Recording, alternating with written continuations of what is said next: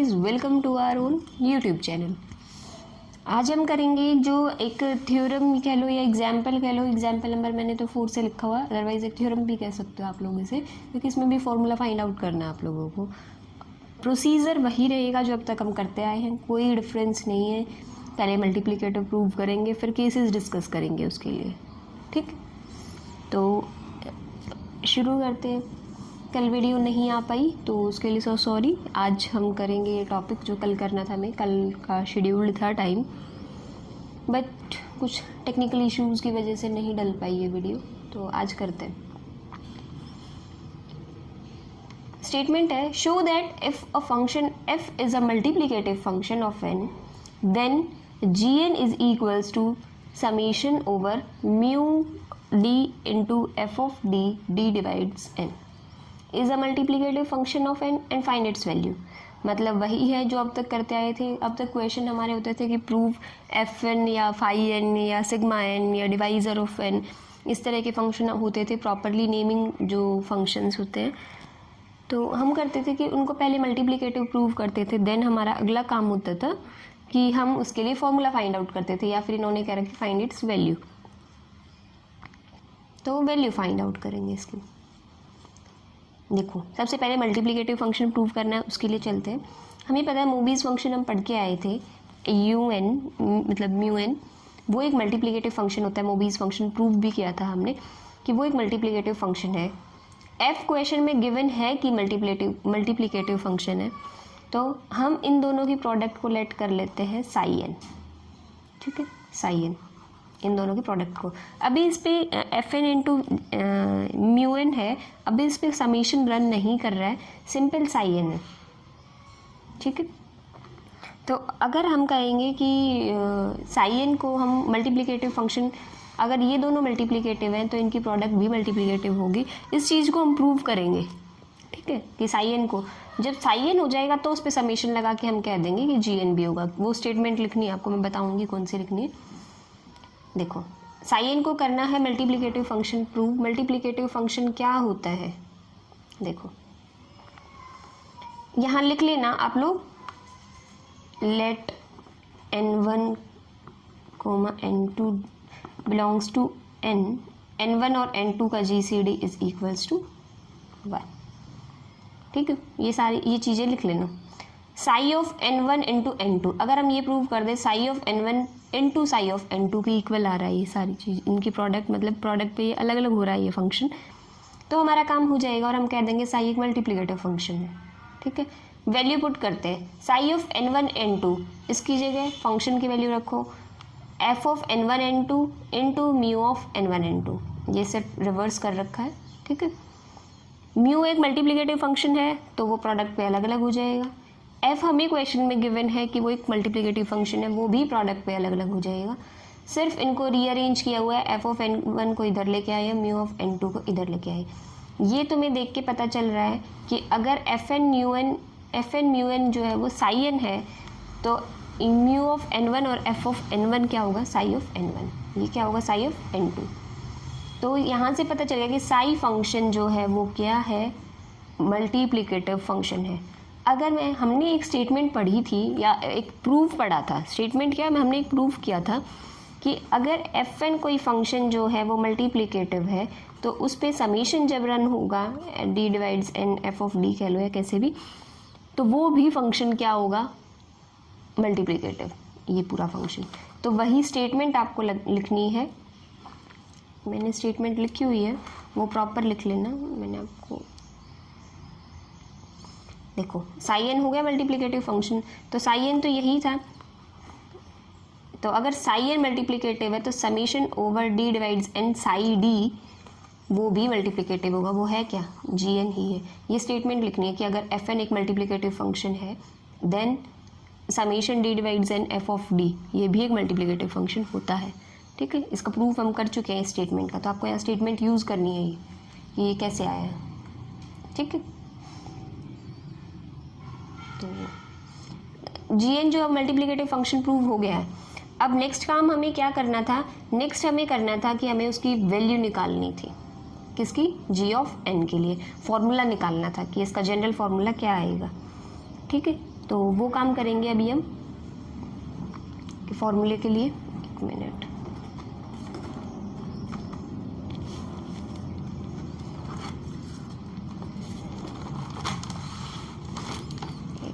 अभी आपको दिख रहा होगा।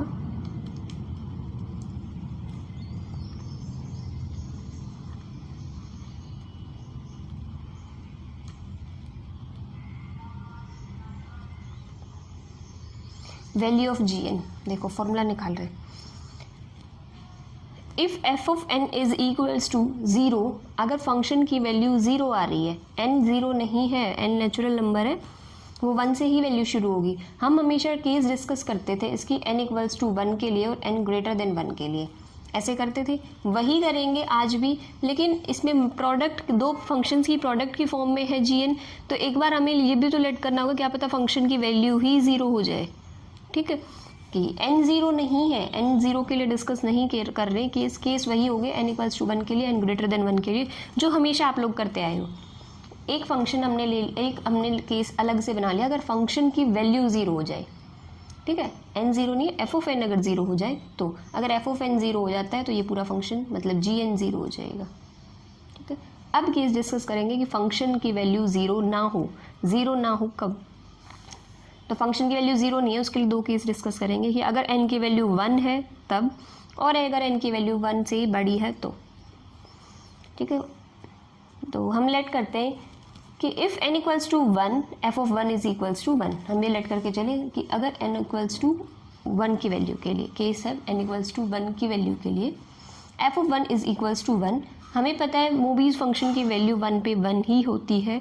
सबसे फर्स्ट टॉपिक फर्स्ट डे यही कराया था मूवीज़ फंक्शन, और मैंने कही थी एंड तक चाहिएगा ये मूवीज़ फंक्शन।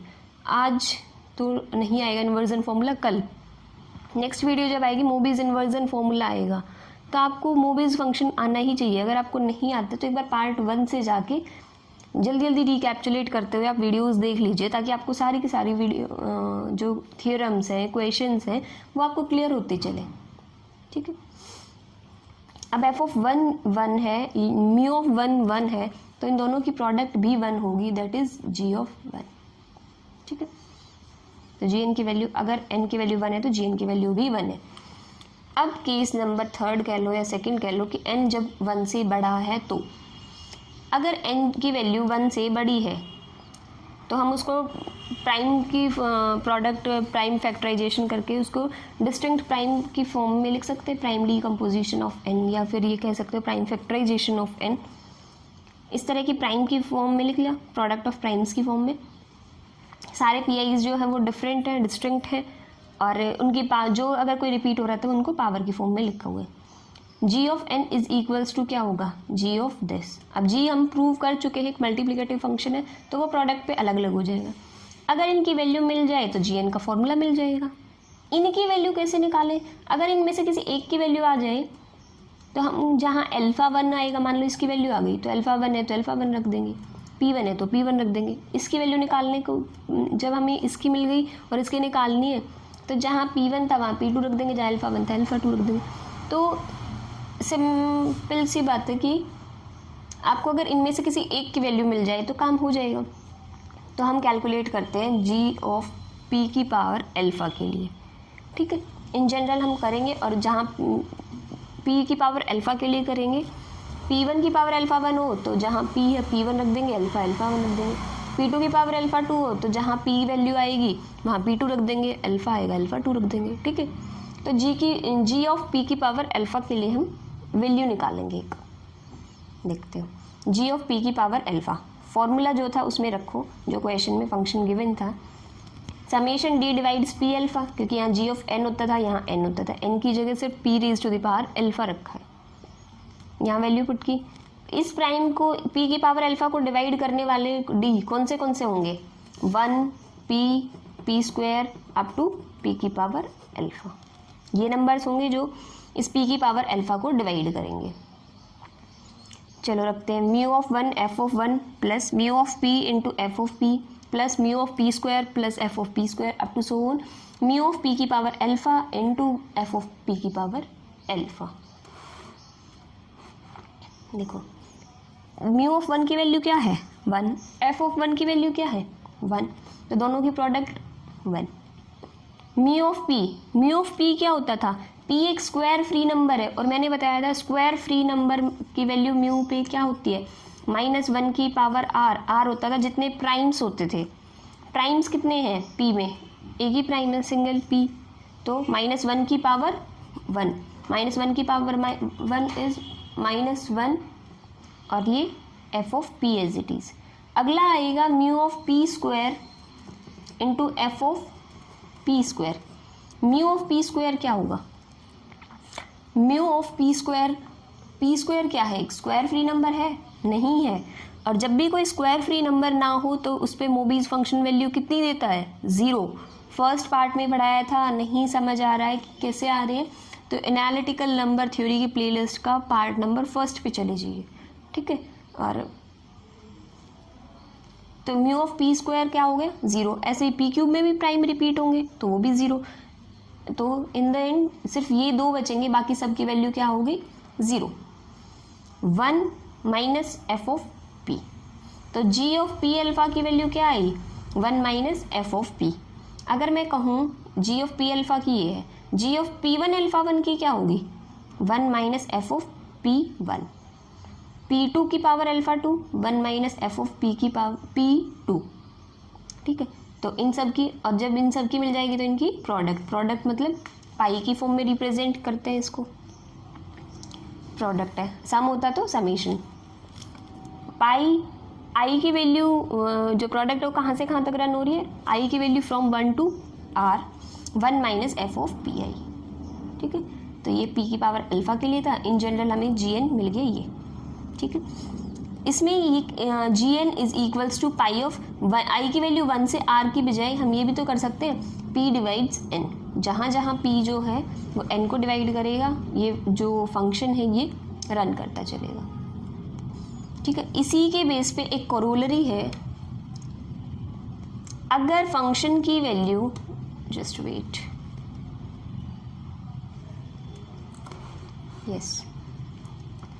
अगर फंक्शन की वैल्यू वो डिवाइजर एफ एन जो वो डिवाइजर फंक्शन के इक्वल हो जाए तो एक कोरोलरी ये है, यहाँ से देख के पता चल रहा है डिवाइजर फंक्शन के इक्वल हो गया।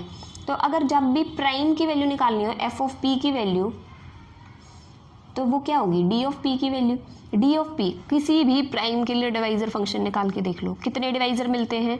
डिवाइजर फंक्शन होता क्या था भूल गए हो तो लास्ट पार्ट देख लो, जो इससे पहले कराया था 4th पार्ट, आज 5th है, तो उसमें मैंने बताया था डिवाइजर फंक्शन सम फंक्शन क्या क्या होते हैं, इनकी थ्योरम्स कराई थी। डिवाइजर फंक्शन होता था, थोड़ा सा रिकैप्चुलेट कर लेते हैं कि डिवाइजर फंक्शन होता था नंबर ऑफ डिवाइजर्स। इस पी के किसी भी प्राइम के कितने डिवाइजर्स होते हैं 2, एक तो 1 और एक वो खुद अपना नंबर, तभी वो प्राइम कहलाता है ना कि उसके सिर्फ 2 ही डिवाइजर्स होते हैं। तो जब भी डी ऑफ पी निकालोगे तो हमेशा वैल्यू 2 आएगी, और डी ऑफ पी जो है वो एफ ऑफ पी के इक्वल होगा, तो एफ ऑफ पी।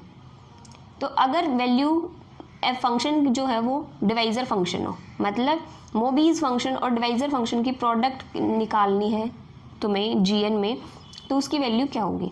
ऊपर से तुम्हें जीएन की यहाँ जो है तुमने ऊपर पढ़ा होगा म्यू ऑफ डी और एफ ऑफ डी, और यहाँ पूछो कि मैम आपने डी की जगह एम क्यों ले लिया। ये सिर्फ नोटेशन है, आप चेंज कर रखी है। वो क्यों कर रखी है ताकि आप 2D में कंफ्यूज ना हो। अगर यहाँ भी डी रख दें और यहाँ भी डी तो आप पता नहीं चलेगा ये कौन सा फंक्शन है और ये एक वेरिएबल है, तो सिर्फ वेरिएबल की वैल्यू चेंज कर दी क्योंकि यहाँ डी जो है वो अपने आप में डिवाइजर फंक्शन को रिप्रेजेंट कर रहा है, ठीक है। सिर्फ नोटेशन चेंज हुई है, ये नहीं है कि ये जो डी है वो हट गया है यहाँ से, क्यों हटा है, तो ये सिर्फ नोटेशन चेंज हुई है। एम इसलिए रखा है ताकि तुम 2D में कंफ्यूज ना हो।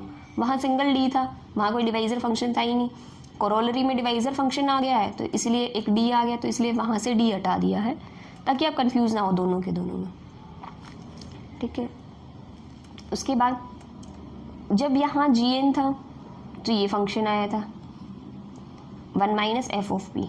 अब जी एन निकालते हैं, f of p pi of p divides n 1 minus F of p. F of P की वैल्यू है कितनी 2, वैल्यू पुट करो तो प्रोडक्ट रन होगी पी डिवाइड्स एन -1 पे, तो -1 इंटू -1 इंटू -1 कब तक चलेगा जब तक ये p डिवाइड करेगा n को, मतलब n को डिवाइड करने वाले कितने प्राइम डिवाइजर्स हैं, ठीक है, कितने प्राइम्स हैं जो n को डिवाइड करेंगे उतनी बार ये -1 अपने आप को मल्टीप्लाई करेगा। इस चीज़ को ये भी तो लिख सकते हैं -1 की पावर r।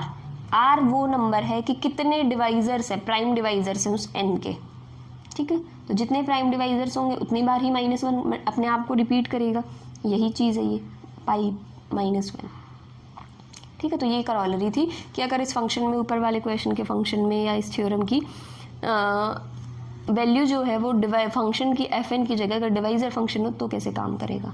वहाँ मोबीज फंक्शन इनटू कोई भी फंक्शन था और कुछ कोई भी की जगह अगर यहाँ डिवाइजर फंक्शन हो तो कैसे रन होगा, ठीक है। देखो अब ये 3 नोट लिख रखे हैं, इनको थ्योरम्स में यूज़ करेंगे इसलिए पहले लिखवा रखा है। बाकी अगर थ्योरम्स में कहीं यूज़ हो रहे हैं, ये जहाँ जहाँ यूज़ होंगे जिस जिस थ्योरम में मैं आपको बताऊँगी, ठीक है। अभी के लिए मतलब फास्टली एक बार देख लेते हैं, लेकिन जहाँ यूज़ होंगे वो मैं आपको क्लियरली बताऊंगी। आपको ये नहीं बोलूँगी कि आप वहाँ से देखें, क्योंकि थ्योरम जो है वो एक बार फिर भी रिकैप्चुलेट की जा सकती है कि वहाँ से कर लो, लेकिन रिमार्क आपको मैं साथ साथ बताऊंगी कि अगर कोई स्टेटमेंट लिखनी है तो। लेकिन फिर भी एक बार देख लेते हैं कि ए बी सी अगर 3 इंटीजर्स हैं जिनका GCD 1 है तो AB और AC दोनों का GCD 1 ही होगा। इफ़ एंड ओनली इफ़ की कंडीशन है कि अगर AB और AC का GCD 1 है, AB और AC, A का B के साथ और A का C के साथ, तो अगर इनका GCD 1 है तो ABC तीनों का GCD क्या होगा 1। अगर आपको ये चीज़ लगे कि ऐसा है भी या नहीं तो 3 इंटीजर ऐसे लेके देख लो, ऐसा ही होता है, ठीक है, ये एक रिजल्ट है। नेक्स्ट है कि अगर A is congruent to R modulo M है तो A की M के साथ GCD और R की M के साथ GCD हमेशा इक्वल आती है, ठीक है। नहीं लग रहा हो तो जैसे 4 इज कॉन्ग्रुएंट टू होता है 1 मॉडुलो 3, ठीक है, हाँ 4 इज कॉन्ग्रुएंट टू 1 मॉडुलो 3 होता है, तो 4 की 3 के साथ GCD और इस 1 की 3 के साथ GCD इक्वल ही आएगी, इनकी 1 है और इनकी भी 1 है, ठीक है। कि अगर S कोई सेट है तो इस सेट में कोई भी दो एलिमेंट्स एक साथ जो हैं वो मॉडुलो n के कॉन्ग्रुएंट सेम नहीं होंगे। No 2 elements of S are congruent to modulo n। जब आगे आएंगी इनकी ज़रूरत होगी मैं आपको साथ साथ इनका एक्सप्लेनेशन और कहाँ यूज़ हो रहे हैं वो बताऊंगी, ठीक है। एक बार बस दिखा दिया है कि ये रिमार्क है, लेकिन आपको एक्सप्लेनेशन तब मैं साथ और दूंगी जब थ्योरम में कहीं यूज़ होंगे। अब थ्योरम करते हैं कि अगर कोई इंटीजर n ग्रेटर देन 1 है, एक minute, yes, integer n equals to n greater than 1 के लिए तो ये प्राइम डिकम्पोजिशन होगी, ठीक है। देन हमें प्रूव करना है phi of n is equals to this into this into this, और इसमें से अगर हम p1 की पावर k, p2 की पावर k, यहाँ से pr की पावर kr, ये सारे अगर बाहर ले लेते हैं तो ये n बन जाएगा और अंदर ये बन जाएगी। इससे तो ये आराम से आ जाएगा कि कॉमन ले रखे हैं। हमें प्रूव करना main this is equals to this, induction से प्रूव करेंगे, ठीक है।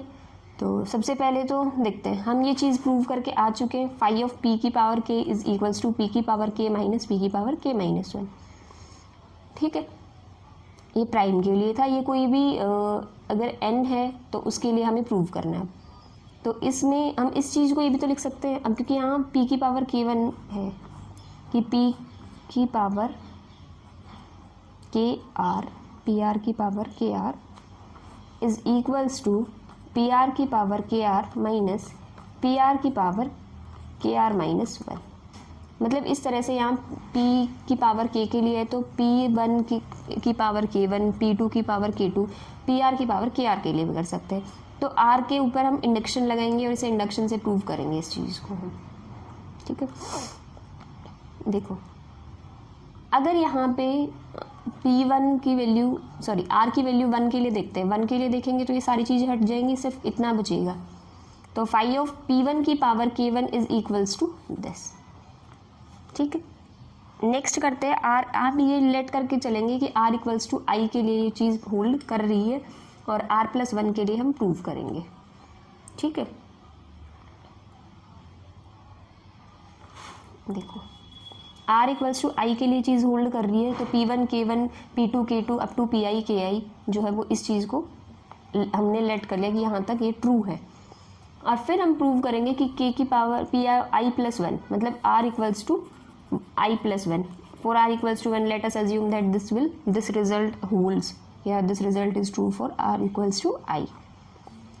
तो इसको हम अब फाई तो एक मल्टीप्लिकेटिव फंक्शन है, फाई पता है ना, फाई फंक्शन हमने पढ़ा था कि उससे छोटे जितने भी इंटीजर्स है जिनका GCD उस n के साथ 1 आ जाता है, ठीक है। तो इसको फाई एक मल्टीप्लिकेटिव फंक्शन है तो प्रोडक्ट पे अलग अलग हो जाएगा, इसको पूरे को एक मान लेते हैं और इसको एक मान लेते हैं, तो ये इस पर ब्रेक हो गया क्योंकि फाई एक मल्टीप्लिकेटिव फंक्शन है। तो इनका GCD कितना होगा, 1 होगा इन सब का, तो आपस में GCD, ठीक है। तो फाई ऑफ P ऑफ, एक मिनट, इनका GCD 1, तो phi of P1 K1 P2 K2 up to PI KI and PI plus 1 KI plus 1।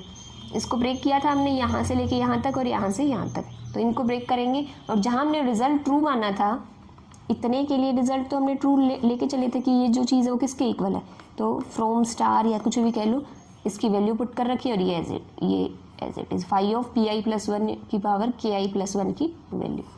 तो ये चीज़ ही है जो हमें ऊपर प्रूव करनी थी। ये क्या है, n ही तो है फाई ऑफ n, ठीक है। तो रिजल्ट जो है वो r equals to i plus 1 के लिए ट्रू होगा, तो इंडक्शन से जो ऊपर वाला रिजल्ट है वो होल्ड करता है। अब इसके लिए एक एग्जाम्पल है, क्वेश्चन है कि इसका क्वेश्चन किस टाइप से होगा। ऊपर क्वेश्चन था, पहले ये देख लो एक बार, ये चीज़ दिमाग में रखना, phi of n is equals, ये चीज़ आराम से कर सकते हो क्योंकि इनमें से कॉमन ले रखा, P1 की पावर K1 यहाँ से P2 की पावर K2, जब कॉमन लोगे तो यही चीज़ बनेगी, ठीक है। तो जस्ट वेट, मैं दिखाती हूँ वो क्वेश्चन आपको। ये वो क्वेश्चन है कि हमें फाई ऑफ 360 निकालना है। तो क्या है फाई ऑफ, इसकी वैल्यू क्या होती थी, n into 1 minus 1 by P1 into 1 minus 1 by P2 up to 1 minus PR, ये होती थी फाई ऑफ n की वैल्यू। अब P1 P2 PR ऐसे चाहिए तो इसको ब्रेक करना होगा प्राइम्स की फॉर्म में। हमने इसको ब्रेक किया 360 को 2 की पावर 3 इंटू 3 की पावर 2 इंटू 5 प्राइम फैक्टराइजेशन किया। तो by using last theorem phi of 360 क्या होगा, तो phi of n is equals to n into 1 minus P1 by P1 into 1 minus 1 by P2 into 1 minus 1 by P3। ये P1 है, ये P2 है और ये P3 है। P1 की पावर है 3, P2 की पावर है 2 और P3 की पावर है 1, ठीक है। तो यहाँ क्या करना है, सिर्फ सिंपल अलजेब्रा है, इसको सॉल्व किया, जहाँ कैंसिल हो। तो फाई ऑफ 360 की वैल्यू कितनी आई है, 96, ठीक है। ये लास्ट थ्योरम के बेसिस पे एग्जाम्पल था। अब क्योंकि फाई ऑफ 360 तो ये निकालना बहुत टफ होगा ना कि पीछे कितने 359 जो है वो इंटीजर्स हैं, उनमें से ये सेलेक्ट करना कि किसका GCD 360 के साथ 1 आ रहा है, ठीक है। कितने भाई ऐसे नंबर मिलेंगे, तो ऐसे कितने नंबर मिलेंगे, 96 नंबर को ढूंढना तो टफ है, कुछ ना कुछ छूटेगा ही, ठीक है। तो आज के लिए इतना ही रखते हैं, ये नेक्स्ट थ्योरम जो है वो नेक्स्ट टाइम करेंगे। Thank you guys for watching my video. If you like it, please like, share and subscribe my channel. If you have any doubt, any query, you can message me on Instagram or ask your question in the comment section also.